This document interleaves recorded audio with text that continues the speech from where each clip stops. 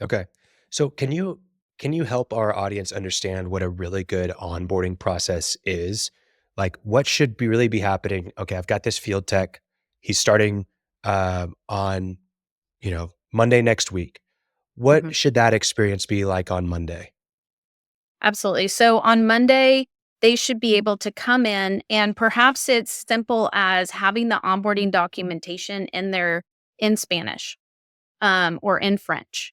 So that, and by having an electronic system, you're able, well, with our Coro, you could have someone enter their information with the labels on the forms that they're filling out on a laptop or an iPad be in Spanish, but then when the HR person is looking at it, it's back in English. Yeah. Whatever's needed there. So that's one way of helping them to feel comfortable and that their employer understands what helps to work for them.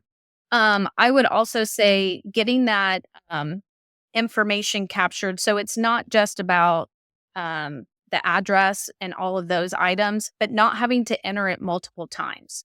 So in one place, you're capturing that key contact information and that you're not having to do it again on form 4 and again on form 8 and again on Like when form I go to the 7. doctor's office and you know, I'm putting in my first name and my birthday on every single form I fill out. Yeah, I Exactly. gotcha.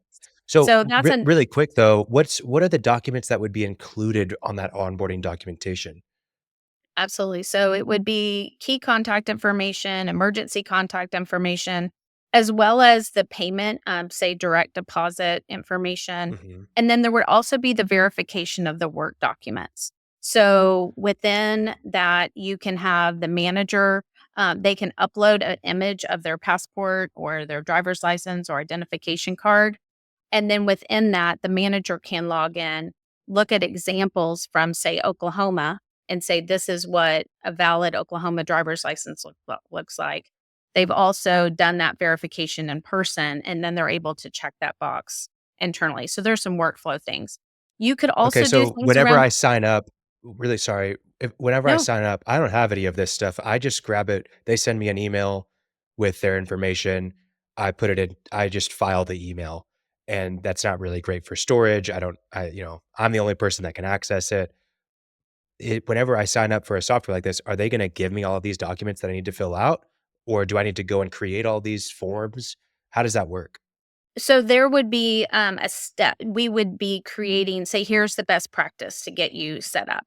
But there would be, as part of implementation, a back and forth where we're gathering a lot of that information from the contractor to say, how are you doing this today?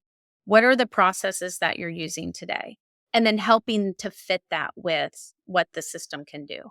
And also Mm. provide them opportunities. Well, did you know that you can also give everyone, show them along the way? They're on step 4 of 6, so they understand how many more things they have to do. There's additional things like you can create forms or surveys where you might ask their shirt size, what's your favorite ice cream? What do you like for your birthday? Different things that might help with those culture items to help with retention so that you know that if you're going to give everybody new shirts or different things like that, you have all that information gathered as part of the onboarding process. Okay, yeah, it's all the things that you don't think about that often, and let's say you're hiring once every other month, and then you just bring someone on. It's what you kinda gather over time maybe, but you could get it all on day 1 and be more organized, be more diligent and intentional about how you keep documentation organized, but also how you approach the relationship with the employee in terms of, celebrating their birthday or getting them a t-shirt or a hat or whatever it is. So, okay. Absolutely. And then you're able to report off that data. It's not all in Mm. manila folders in a file cabinet. We have what we call electronic file cabinet so that you can quickly aggregate that and say, I need to order t-shirts. How many larges do I need? Okay.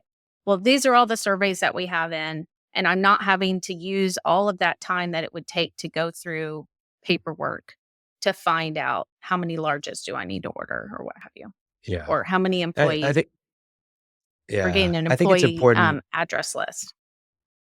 I think it's important for our audience to understand that a lot of this stuff it's necessary and but it's necessary for running the business properly. It's not necessary for you to it's not gonna help you dig holes faster.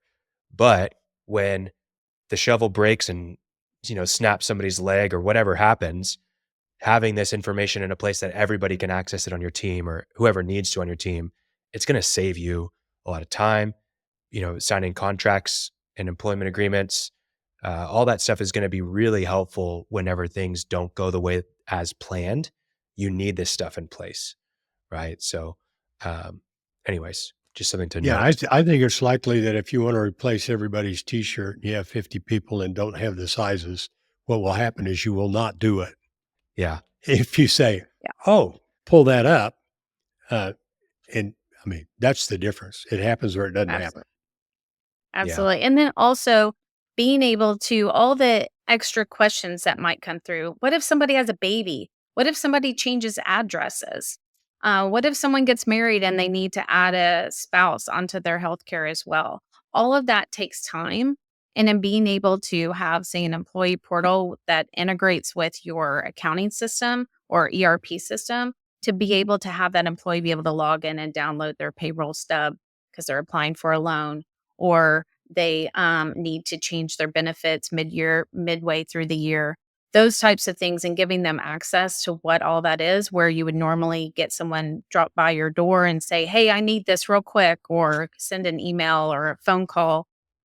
Those are the types of things that can take up hundreds of hours for that yeah. operations professional or the HR professional or the payroll professional that or someone that's wearing all three of those hats to really help them to be able to be more efficient with their time.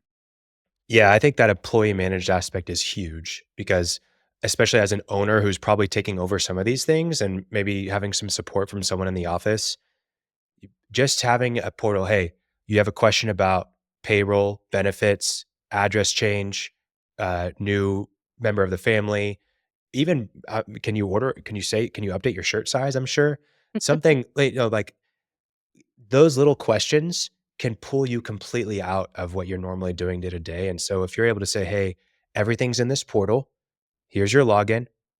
There's a video in there that shows you how to find what you need to find. Go for it. Manage it yourself. I think that's extremely valuable and that's where the efficiency can really kick into where you're not getting all the questions randomly. It's in the portal.